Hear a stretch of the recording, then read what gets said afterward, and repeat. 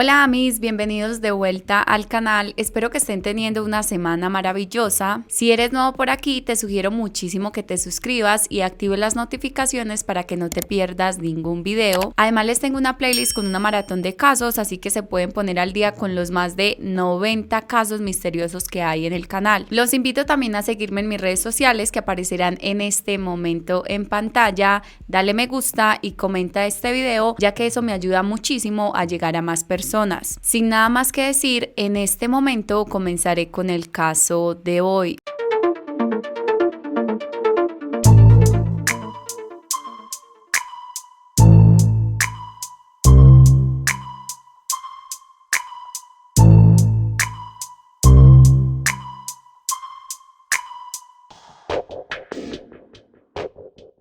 Elche es una hermosa ciudad de la provincia de Alicante, en España, también conocida como la ciudad de la Dama debido a un descubrimiento arqueológico. Este lugar posee 3 patrimonios mundiales de la humanidad, que son el Palmeral, el Misteri d'Elx y el Museo Escolar de Puzol. Además, como si fuera poco, cuenta con un paisaje cultural único entre el mar y las montañas que hacen que sea el paraíso de muchísimas personas que viven allí o que hacen su visita cada año. Sin embargo, un terrible hecho ocurrido el martes 8 de febrero de 2022 dejaría en shock a toda una comunidad, pero además traería a flote aquellas historias tan oscuras y siniestras que cualquiera que haya nacido, crecido o incluso solo visitado la encantadora Elche jamás creería que eso en realidad ocurrió allí.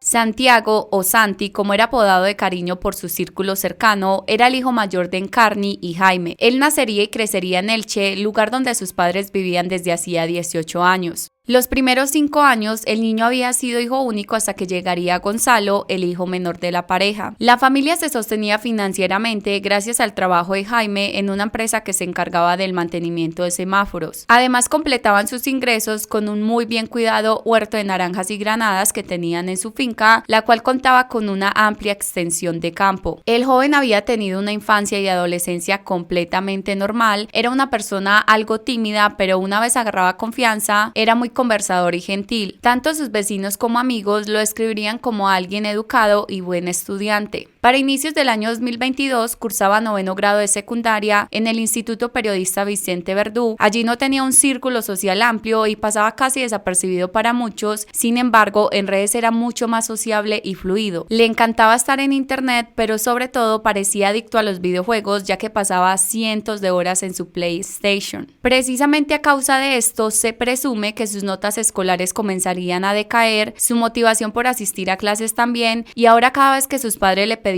ayuda con las labores del hogar era un problema, pues él parecía querer estar todo el tiempo en la consola. Nadie nunca imaginaría que lo que parecía ser una rebeldía de la edad se tornaría en una oscura tragedia.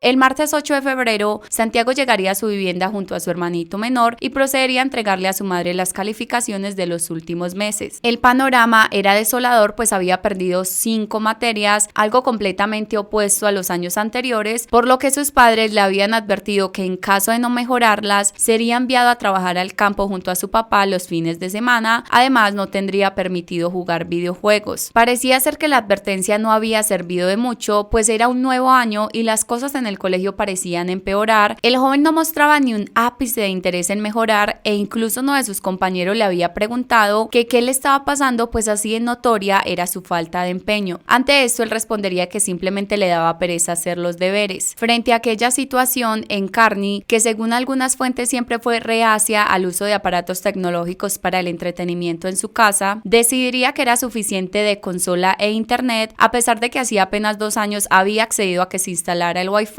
y aún con más dificultad había aceptado que su hijo tuviera un PlayStation. Por eso, esos privilegios se acabarían para él. En medio de la decepción, la mujer le dijo a Santiago que era un vago y que no le permitiría usar más el computador ni el celular y mucho menos la consola. El menor, viéndose amenazado a perder lo que más quería, procesaría su frustración de la manera más absurda y macabra. Sentado en su cama, no demoraría en decidir lo que haría, así que subiría al último piso de su vivienda, en donde sabía que su padre guardaba la escopeta para cazar. Aunque el chico nunca la había utilizado, al parecer se había visto cómo se usaba, por lo que no tendría mayor problema en cargarla con munición. Con esta en brazos, bajaría hasta el primer piso donde se encontraba su progenitora de espaldas en la cocina y sin pensarlo 2 veces le daría un disparo. Después uno más para, en sus propias palabras, rematarla. Con el ruido de las detonaciones, Gonzalo saldría corriendo para ver qué pasaba y vio lo que su hermano había hecho. Completamente aterrorizado y bajo el instinto comenzaría a huir del domicilio. Sin embargo, el asesino lograría alcanzarlo y con el arma aún en sus manos le daría un tiro fulminante, por lo que el pequeño se desplomaría en el piso sin un hilo de vida. 4 o 5 horas después del crimen, Jaime llegaría a su hogar totalmente ajeno a lo que había ocurrido. Sin embargo, estaba lejos de salvarse del mismo destino, pues con tan solo poner un pie dentro de la casa, sería recibido con una bala que impactaría su mandíbula, ya que su hijo lo estaba esperando sigiloso detrás de la puerta. El hombre comenzaría a forcejear con el joven, logrando arrebatarle el arma, pero al parecer su estado de shock fue tanto que soltaría la misma en el corredor para acto seguido correr al baño a mirarse al espejo. Horrorizado, voltearía a ver a Santiago mientras le decía: ¿Qué has hecho, hijo? ¿Qué has hecho? Estoy sangrando. Poco conmoverían estas palabras al chico, quien ya tenía la escopeta de nuevo en sus manos y sin decir nada más y sin dolor alguno, le apuntaría a su padre disparándole 2 veces más, causándole la muerte. Lo anterior me hace pensar que seguramente Jaime interpretó que el hijo estaba jugando con aquel aparato y le había disparado por accidente. Por eso mismo, incluso después de lograr quitárselo a su hijo, él vuelve a soltarlo al suelo, dejándolo a disposición del asesino, pero por supuesto sin ocurrírsele en ningún momento que él la agarraría nuevamente para terminar la masacre que ya había iniciado. Dado que la zona en la que la familia vivía era rural y con propiedades que contaban con extensos terrenos, nadie escucharía los disparos y por ende nadie podría alertar a las autoridades. Cuando Santiago finalizó con su objetivo, procedería a arrastrar los cuerpos de sus víctimas uno por uno hasta el cobertizo que estaba a escasos 30 metros de la casa. Allí los arrumaría y se devolvería con total tranquilidad a la vivienda para ducharse, prepararse algo de cenar y seguidamente encerrarse en su habitación para jugar en su consola por horas y horas hasta que el hambre volvía a atacar. En uno de estos descansos, el chico aprovecharía para mensajear a algunas personas por WhatsApp desde los celulares de sus padres, haciéndose pasar por ellos. Al jefe de Jaime le escribiría que no podría ir a trabajar al día siguiente porque había dado positivo para COVID. Ante esto, el jefe pediría que le enviara la prueba PCR que había recibido en el hospital y que corroboraba lo que decía. Jaime le respondería que se la enviaría al día siguiente, pues tenía problemas para acceder a su correo electrónico. Desde el celular de Encarni, el joven le escribiría a la madre de un compañero de escuela de Gonzalo para contarle que el fin de semana un familiar suyo había fallecido en Albacete, así que ella había asistido junto a su hermana, pero resulta que esta última había dado positivo para COVID, por lo que ella y toda su familia debían guardar cuarentena. Todos estos detalles demuestran el increíble nivel de frialdad que tuvo este adolescente para crear una entraña de mentiras que extinguiera cualquier sospecha sobre la desaparición de la mamá, el papá y el hermano los días posteriores a su delito, y lo que por supuesto le daría tiempo para no ser descubierto. 2 días después de la terrible masacre, Santiago seguía encerrado en su habitación jugando videojuegos. Algunos de sus compañeros de colegio le escribirían para preguntarle la razón de su ausencia, ante lo que respondería lo mismo que había dicho a los conocidos de sus padres en aquellos textos: estaba confinado por contagio del virus. El jefe de su padre, al ver que había pasado ya 2 días y continuaba sin recibir el comprobante de la prueba PCR de Jaime, comenzaría a llamarlo para despedirlo, pero él por supuesto no contestaba, aunque de inmediato respondía a través de mensajes con evasivas tan inadmisibles profesionalmente como que el móvil se le había mojado o que no podía acceder al computador porque lo tenía su hijo. Todo esto para poder justificar el no poder enviarle aquel documento que le exigían. Las mentiras de Santiago llegarían a su fin cuando su tía materna, de quien no se dijo siquiera el nombre con el propósito de cuidar la identidad del menor y con quien Encarni habría estado supuestamente hablando por WhatsApp, llegaría a la finca junto a una vecina, pues le había inquietado que su hermana escribía de forma diferente a lo usual a través de esta aplicación. Además, cuando intentaba llamarla no contestaba. Desde afuera, la mujer gritaría el nombre de su hermana, sin embargo, quien saldría a atenderla sería su sobrino, que desde el portón le explicaría que sus padres estaban durmiendo y no quería molestarlos. La tía insistiría en que la dejara pasar, pero él se oponía repitiendo que los dejara dormir. La mujer entonces lo amenazaría con llamar a la policía si no lo abría, por lo que el adolescente le dijo que estaba bien, que esperara un momento, que ya regresaba. En la lejanía, ella lo veía venir, aunque notando que aún estaba solo. Él se acercaría al portón y le pondría su celular cerca al rostro de su tía, mostrándole una foto de su familia muerta, mientras le decía con una escalofriante y perturbadora tranquilidad: «Mira, los he matado». La mujer, en completo shock, quiso entrar a ver con sus propios ojos lo sucedido y su sobrino de hecho la alentaría a hacerlo. Sin embargo, la vecina la haría entrar en razón, haciéndole ver que podría correr mucho peligro al hacer esto, por lo que de inmediato llamarían a las autoridades para que acudieran al lugar. Cuando los oficiales llegaron al domicilio, se encontrarían a la tía y a la vecina separadas únicamente a través del portón por el, para ese momento, presunto asesino. Una vez el adolescente los vio llegar, colocaría sus manos enfrente en señal de aceptar ser esposado. Junto a él ingresaría la policía, quienes confirmarían horrorizados los hechos, pues además entre las víctimas estaba aquel pequeño de tan solo 10 años. El crimen en sí resultaba incomprensible para todos. Solo una mente muy enferma es capaz de asesinar a sus propios padres cuando estos no han hecho más que amarte y protegerte. La confesión del parricida sería escalofriante, pues a pesar de que sus crímenes ya estaban al descubierto y eran terribles, la frialdad con la que los narraría dejaría mucho más atónitos a los investigadores que lo interrogaban. Santiago en ningún momento mostraría el más mínimo arrepentimiento, es más, era casi como si no lograra entender que lo que había hecho eran actos brutales. Tampoco parecía comprender que a causa de estos se había quedado completamente solo en el mundo.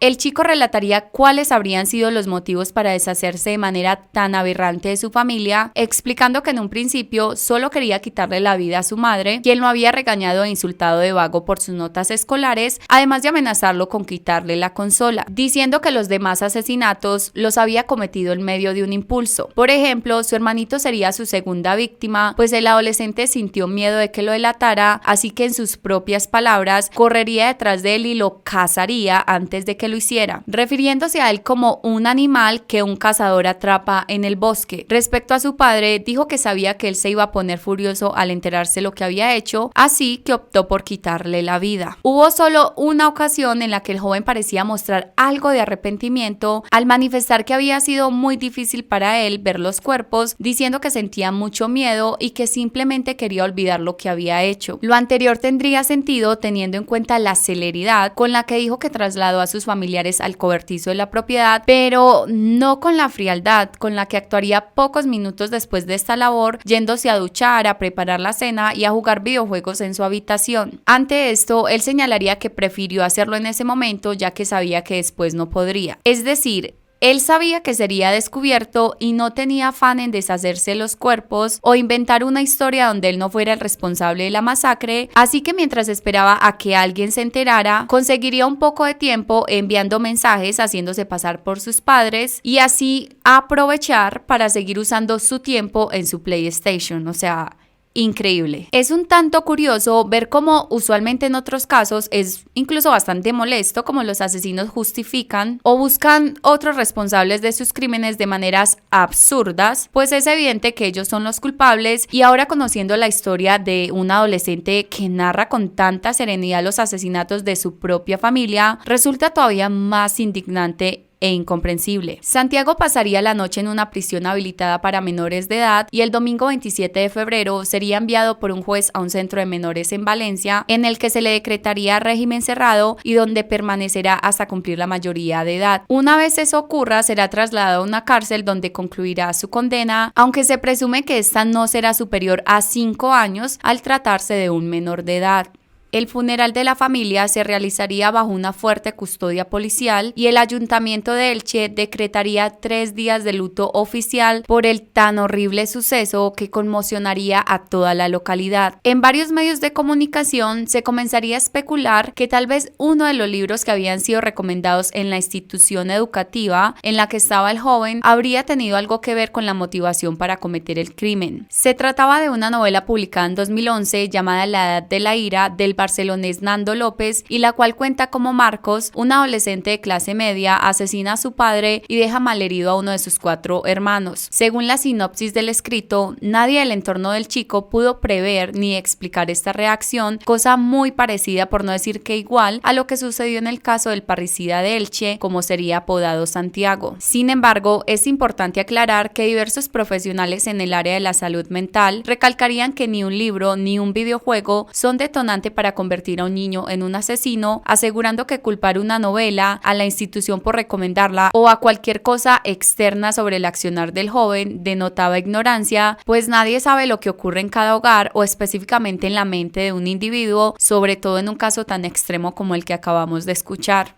Este triste parricidio que conmocionaría a Elche infelizmente no resultaría ajeno para la comunidad, que recordaría otros 2 similares ocurridos allí mismo hacía algunos años atrás que creyeron ya haber olvidado. Sin embargo, el caso de Santiago estremecería de nuevo sus memorias. La diferencia de estos estaría en que los perpetradores de ese mismo delito habían sido los progenitores y no los hijos.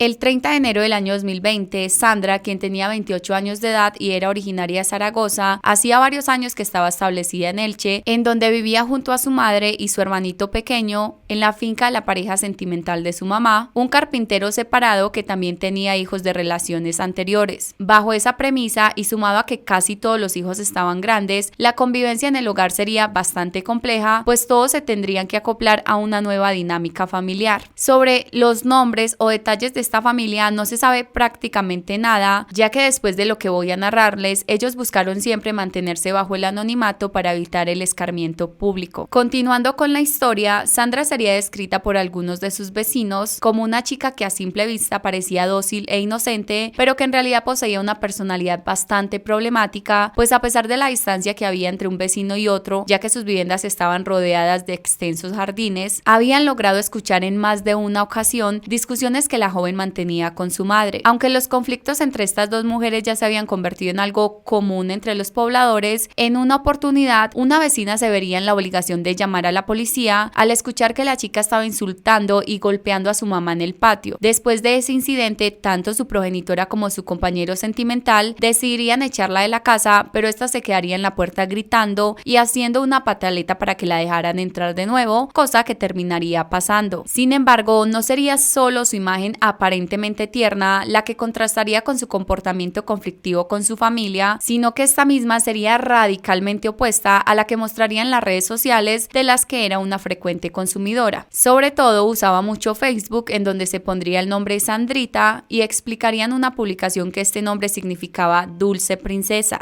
En la plataforma, la usuaria solía compartir mensajes de amor para algunas personas de su círculo cercano, como por ejemplo hacia su mamá. Junto a ella, la joven habría publicado una foto a la que acompañaría con una descripción que decía: "Feliz cumpleaños a la mujer más importante de mi vida. Te quiero mucho, no cambies nunca". A su pareja, un chico que vivía en Alicante, también le solía demostrar su amor y en una ocasión lo etiquetaría en una publicación donde se podía leer: "Feliz y enamorada, te quiero mi amor". Aunque dentro de esta red ella parecía bastante dichosa con su vida y que disfrutaba de relaciones sanas, hechos posteriores indicarían que aquello solo se quedaría en la fantasía de las redes sociales, en donde usualmente solo exponemos la parte colorida de nuestro existir. En Facebook, Sandra también acostumbraba a compartir cómo se sentía emocionalmente, aunque no solía dar detalles muy específicos. De lo que sí estaba repleto su perfil era de selfies en las que mostraba sus peinados y maquillajes, a los que incluso les agregaría algunos filtros para verse aún mejor, ya que ella era una fanática del mundo de la belleza, la estética y la moda. Desde adolescente, la mujer tenía el sueño de desempeñarse en algo relacionado a estos temas, pero debido a que no había sido muy buena en la escuela y la había abandonado en octavo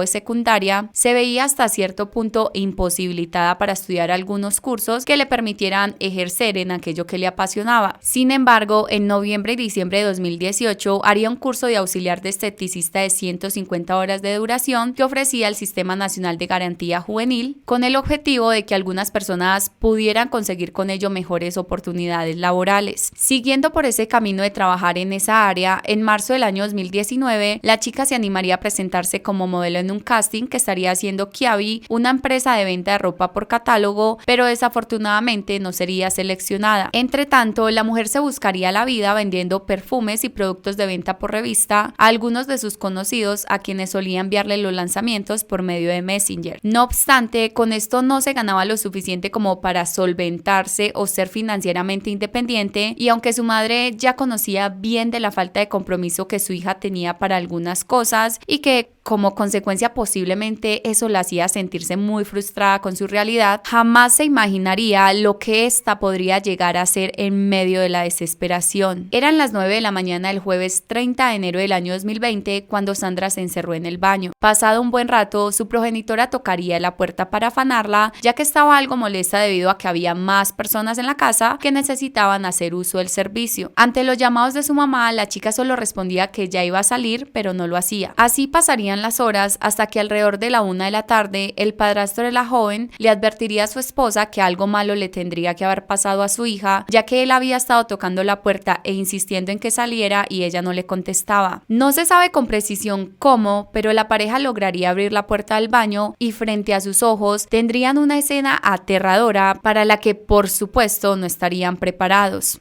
En el suelo, en medio de un charco de sangre, estaría Sandra inconsciente desangrándose. Sin entender lo que estaba sucediendo, la madre llamaría al número de emergencias para pedir una ambulancia con soporte vital básico, explicando que su hija había sufrido una metrorragia grave, que es un sangrado vaginal que se produce fuera del periodo menstrual. A la 1:55 p.m., el personal médico llegaría a la vivienda. La escena para los propios enfermeros resultaría dantesca y hasta confusa. Para ese momento, Sandra ya se encontraba consciente, aunque pálida y notoriamente débil. Además, permanecía semidesnuda sentada en el piso, tapándose sus partes íntimas con una toalla. Al lado, habían varias bolsas plásticas y adentro lo que parecían ser más toallas empapadas de sangre, pero debido a la gravedad y urgencia del momento, nadie observaría detenidamente qué más había dentro de ellas. La paciente tenía la tensión sumamente alta y para empeorar las cosas estaba bastante alterada, por lo que mostraba una actitud agresiva con los paramédicos que intentaban ayudarla. De esa misma manera tampoco aceptaría ser trasladada a un hospital donde pudieran darle la atención que requería. Los auxiliares de la salud se verían obligados a pedir una segunda ambulancia, esta vez del SAMU, que es el servicio de atención médica urgente, en la que se desplaza un doctor hasta el lugar que sea requerido. El profesional llegaría al lugar para evaluar a la chica y establecer si esta requería ser sedada para poder ser trasladada hasta un hospital, pero sobre las 4 de la tarde por fin lograría convencerla de que se subiera a la ambulancia por voluntad propia, pues de lo contrario él se vería en la obligación de sedarla. Sandra sería transportada en el vehículo de emergencias, así como también las misteriosas bolsas con las que había sido encontrada. Una vez en el centro médico recibiría atención de ginecólogos, pero estos no lograrían a primera vista descubrir a qué se debía el sangrado que ésta presentaba, por lo que solo después de verificar el contenido de las bolsas plásticas entenderían todo.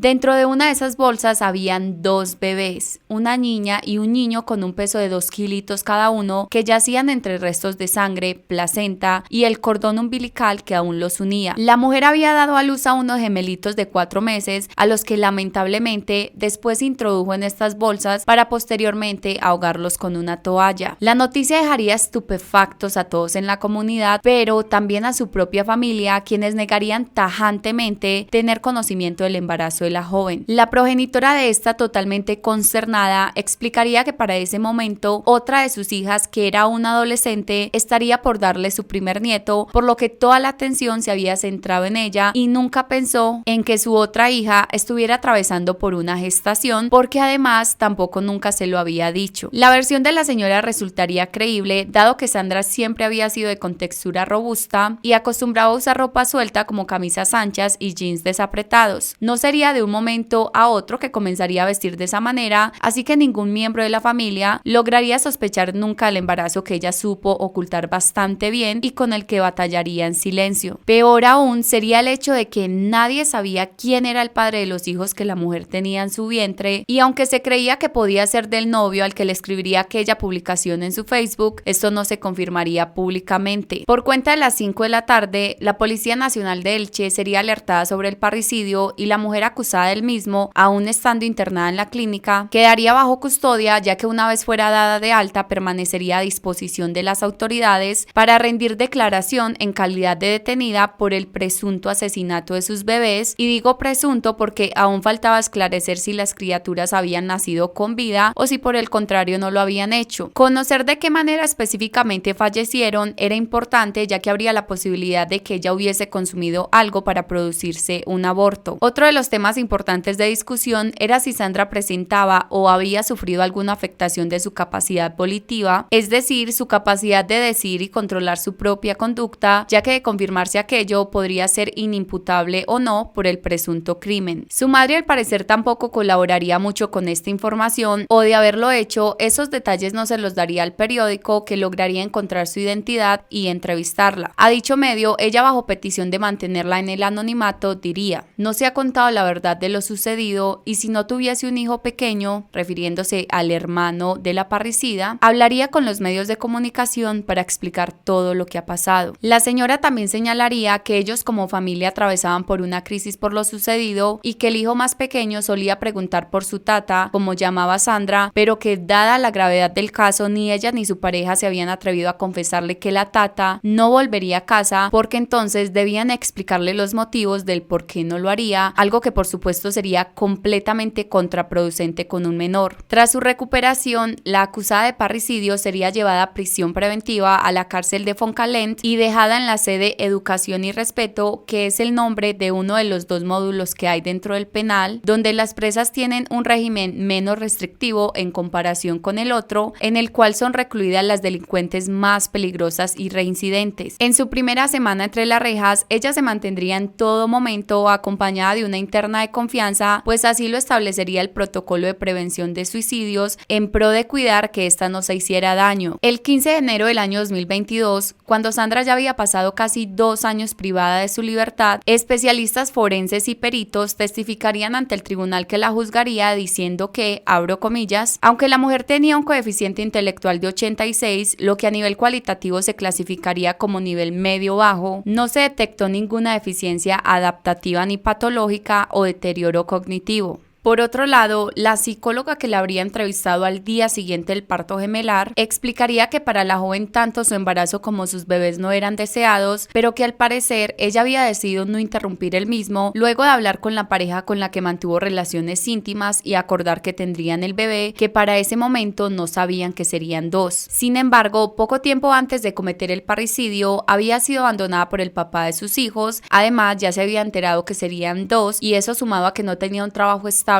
con el que pudiera valerse por sí misma, sería lo que aparentemente desencadenaría su accionar. A pesar del testimonio de esta profesional en el área de la salud mental, también se debatiría si los bebés habían fallecido a causa de un aborto prematuro o si la imputada se había encerrado en el baño de la vivienda aquella mañana del 30 de enero con la claridad de producirse un aborto. Gracias a las pruebas forenses se concretaría que las criaturas, si bien eran prematuras y pese a que habían llegado al mundo en un escenario poco favorable para su supervivencia, estos habían nacido con vitalidad suficiente, por lo que de haber recibido la atención necesaria posiblemente estarían con vida. En conclusión, los gemelos estaban bien de salud, perfectamente formados y sin anomalía alguna dentro del cuerpo que los estaba gestando, pero una vez dados a luz serían metidos en esa bolsa y encima se les pondrían las toallas, que estaban bastante pesadas por la cantidad de sangre que tenían, de tal modo que, intencional o no, esto les produciría la muerte. Por ese motivo, la fiscalía pedía una pena de 44 años de cárcel para la imputada por asesinato con la agravante de parentesco, y tras todo el debate, la magistrada dictaría sentencia y señalaría que, pese a que consideraba que la mujer sabía lo que hacía cuando metió a sus hijos recién nacidos en una bolsa, se compadecería de ella debido a lo joven que era cuando lo hizo, asumiendo que tal vez por su edad no supo cómo afrontar sola y de la mejor manera su embarazo. Por ello, le aplicaría el mínimo grado de pena para su delito, que fueron 40 años de prisión, 20 por cada bebé.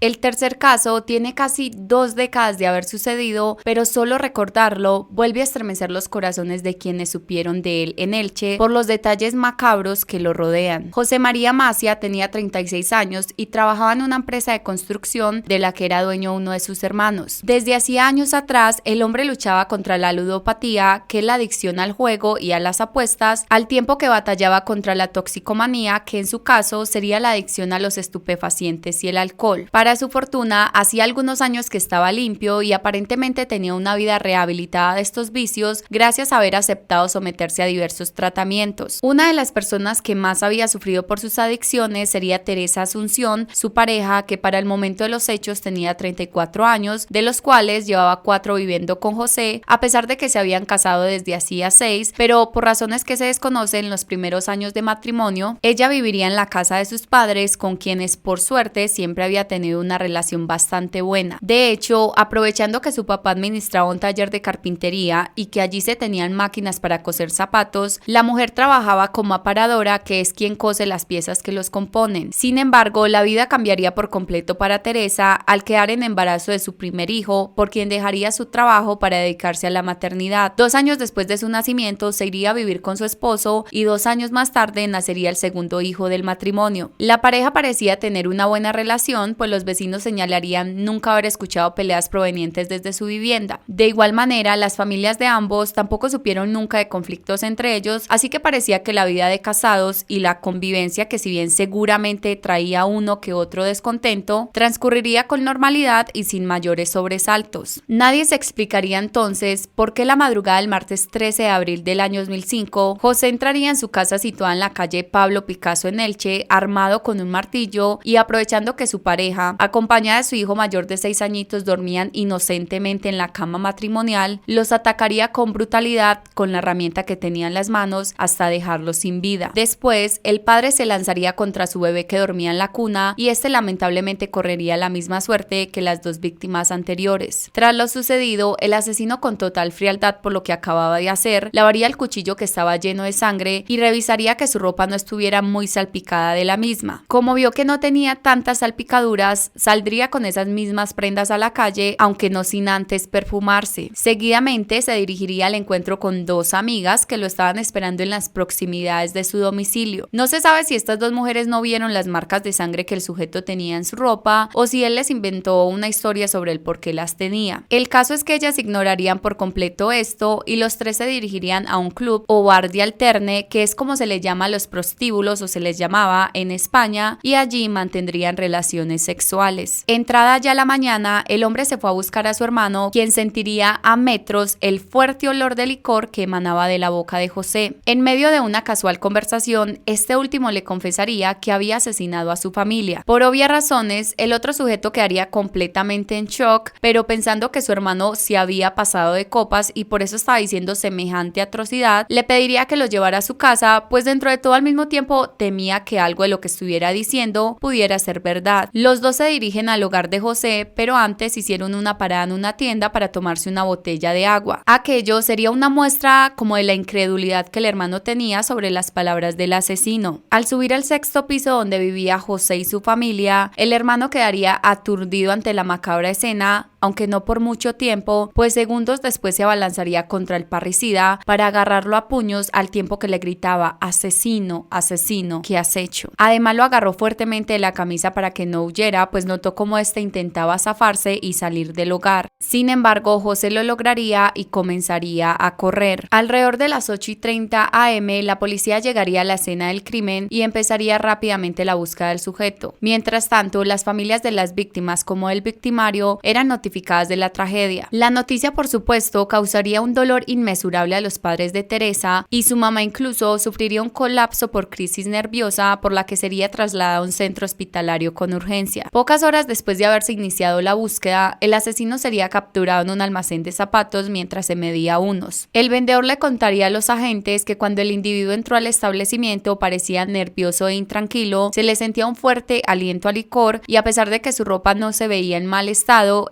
extrañamente no traía zapatos. La ropa de este hombre estaba en perfecto estado porque resulta que tras salir corriendo de su vivienda, escapando de su hermano, tomaría un taxi en una esquina y le pediría que lo llevara a un cajero automático en donde sacaría dinero para después irse a un almacén de ropa donde se compraría una camisa y un pantalón. Solo le faltaban los zapatos, así que por eso se dirigió a aquella tienda donde sería finalmente atrapado. Durante el interrogatorio ante las autoridades, el detenido contaría la cronología de los fatídicos hechos, iniciando con que aquel lunes 12 de abril de 2005 se había despedido de su esposa y seguidamente se iría a trabajar como de costumbre. Todo parecía ir bien, pero las cosas se oscurecerían cuando un compañero en la hora de descanso lo invita a tomarse unos tragos de whisky con él. Seducido por la propuesta, caería en la tentación y luego de unos tragos, al sentir que ya se había hundido de nuevo en la adicción, decidiría que iba también a consumir drogas, pensando, por así decirlo, metido un dedo, metida toda la mano. Sería así como en un cóctel de malas decisiones mezclaría whisky con cocaína y seguidamente bajo los efectos de estas sustancias conduciría hasta su casa con la convicción de que acabaría con su familia, cosa que en efecto terminaría haciendo. Pese a que José nunca negaría ser el responsable de los crímenes, de igual manera nunca revelaría su motivación para quitarle la vida a los integrantes de su hogar, además de que el hombre tampoco contaba con antecedentes de violencia intrafamiliar ni por ningún otro delito, y los que lo conocían siempre lo describían como un excelente padre y esposo, así que nadie podía explicarse qué se le podría haber pasado por la cabeza para hacer lo que hizo. ¿Habían sido solo las drogas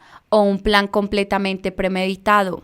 José llegaría a su juicio con el pelo y barba crecidos, tal vez para causar la sensación de que estaba mentalmente inestable, y como era de esperarse, la defensa alegaría que su cliente había sufrido un trastorno o enajenación mental transitoria que le impediría comprender lo que estaba haciendo. Bajo este argumento, los abogados solicitarían que se le aplicara el eximente y se le diera a su defendido la libre absolución o una condena mínima. El imputado, por su parte, argumentaría que la verdad era que recordaba muy poco de lo que había pasado esa fatídica noche, pues al mezclar aquellas drogas y el alcohol se había vuelto completamente loco. Además, argumentaría que actuó sin motivo o justificación bajo el pecado que lo había alcanzado, y es que en general su declaración estaba llena de frases extrañas en las que daría a entender que la madrugada de los hechos él estaba poseído, pues decía cosas como estas, abro comillas, el diablo obraba en mí. Entré en la habitación y aquella cabeza pensó, tengo que hacer todo antes de que se despierten, pues ella me dijo que prefería morir durmiendo. Es un favor lo que le hago. Es un favor lo que le hago.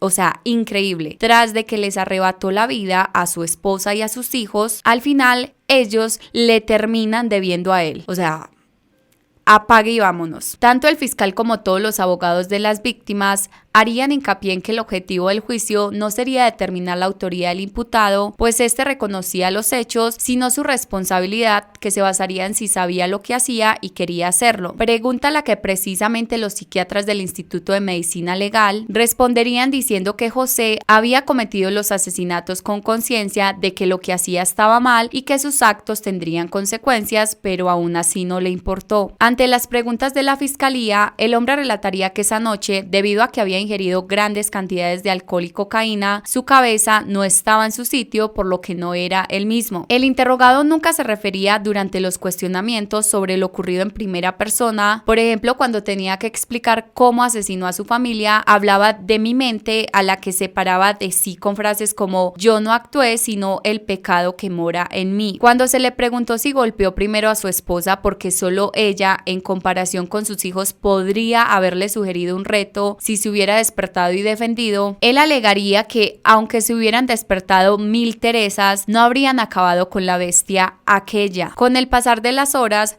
José comenzaría a percibir que no estaba logrando convencer a los asistentes del juicio de que había sufrido algún trastorno transitorio, por lo que empezaría a eludir las preguntas y a responderlas con otras, como por ejemplo, abro comillas, ¿cómo un padre y marido se va a un club después de matar a su familia? Con esto él estaba como tratando de aprovecharse de su enajenamiento del crimen, dando a entender que solo alguien muy malo podría irse de fiesta después de asesinar a su esposa e hijos, así que la única explicación explicación que existía era que esa persona no estaba en sus cabales. Tal fue su insistencia en la retórica de que no era consciente de lo que había sucedido, que el fiscal, algo exhausto, le diría que había llegado con la lección bien aprendida. Ante eso, el acusado reprocharía, abro comillas, no tenía motivos para matar a mi familia ni he sido nunca un maltratador. Tuve las reacciones que trae Satanás, robar, matar y destruir. El que se hizo daño con los crímenes fui yo. Todo esto lo dijo en función de dejar claro que él se consideraba a sí mismo una víctima más de sus hechos y no el victimario. No se puede terminar esta narración sin que no venga a la mente siempre la misma pregunta que incluso al día de hoy la sociedad no ha logrado responder con total satisfacción. ¿Un psicópata nace o se hace? Bueno, eso sería todo por el video de hoy. Espero que la narración haya sido de su agrado. Muchas gracias por escucharme. No me queda mucho más para decir, así que nos vemos en una próxima oportunidad. No sin antes recordarles que se cuiden mucho, por favor. En serio. Chao.